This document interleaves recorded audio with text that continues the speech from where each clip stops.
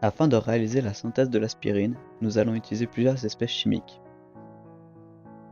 Premièrement, nous utiliserons 5 g d'acide salicylique, puis 10 ml d'anhydride éthanoïque, suivi de quelques gouttes d'acide sulfurique concentré, et pour finir, de l'eau distillée froide et glacée.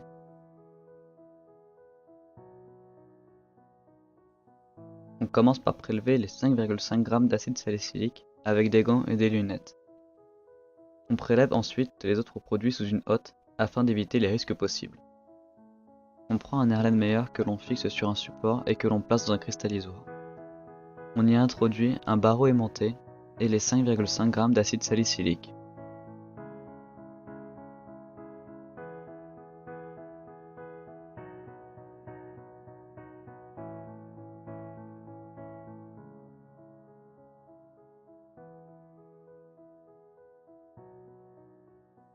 On y verse ensuite les 10 ml d'anhydride éthanoïque.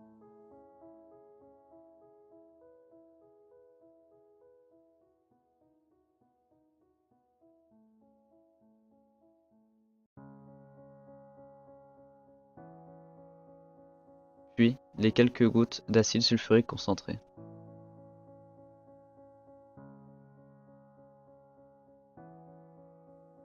On adapte un réfrigérant à air et on a au préalable placé dans le cristallisoir de l'eau à 50 degrés placée sur un agitateur magnétique chauffant. On maintient ensuite le mélange à 60 degrés pendant une dizaine de minutes. Après ces 10 minutes, on arrête de chauffer, on enlève l'Erlenmeyer et on retire le réfrigérant à air.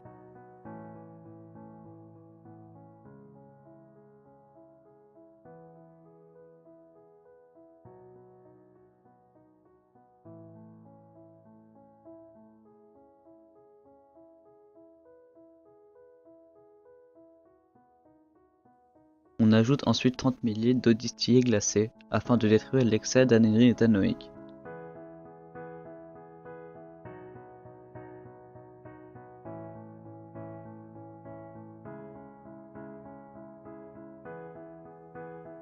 Cela fait, on utilise un agitateur de verre afin de favoriser l'apparition des cristaux.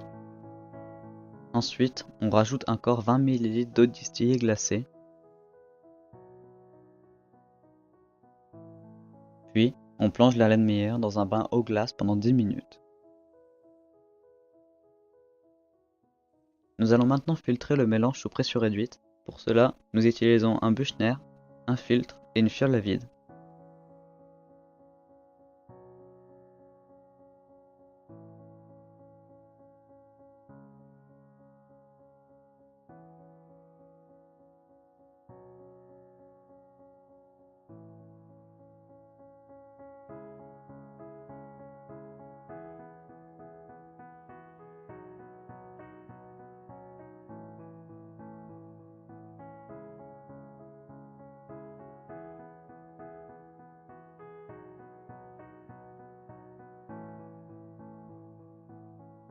On utilise de l'eau distillée afin de rincer un maximum les cristaux.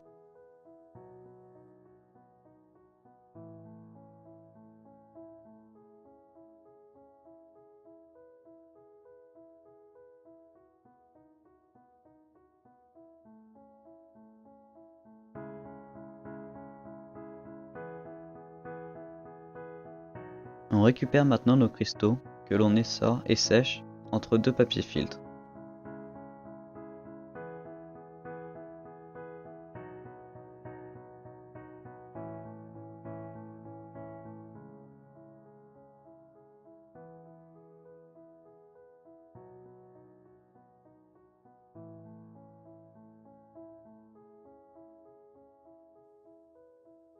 On les place ensuite dans une étuve à 80 degrés afin de les sécher intégralement.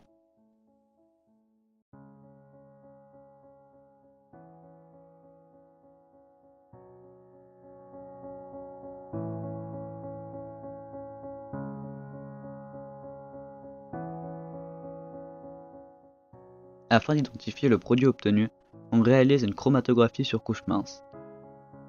Pour commencer, sur une plaque à chromatographie sensible aux ultraviolets, on trace un trait fin à 1 cm du bord inférieur à l'aide des crayons papier. Sur ce trait, on place 3 croix. L'éluant que l'on utilise est composé de 6 volumes d'acétate de butyle, de 4 volumes de cyclohexane et d'un volume d'acide métalloïque. On verse ensuite 1 ml de l'éluant dans 3 petits tubes. On dissout dans le premier tube un peu d'instyrine synthétisée, dans le second un peu d'aspirine commerciale, dans le troisième une goutte d'acide salicylique. A l'aide d'un tube capillaire, on fait ensuite un dépôt des solutions obtenues dans les petits tubes sur les croix placées sur le papier à chromatographie.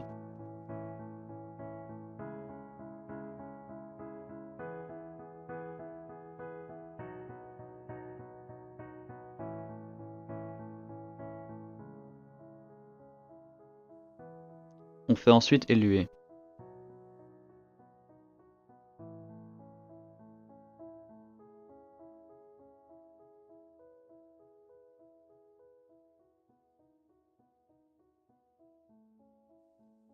Afin de voir les résultats de la chromatographie, on place la plaque à chromatographie sous une lampe à UV. En observant le résultat de la chromatographie, on remarque que la tâche correspondant à l'aspirine synthétisée et la tâche correspondant à l'aspirine commerciale sont au même niveau.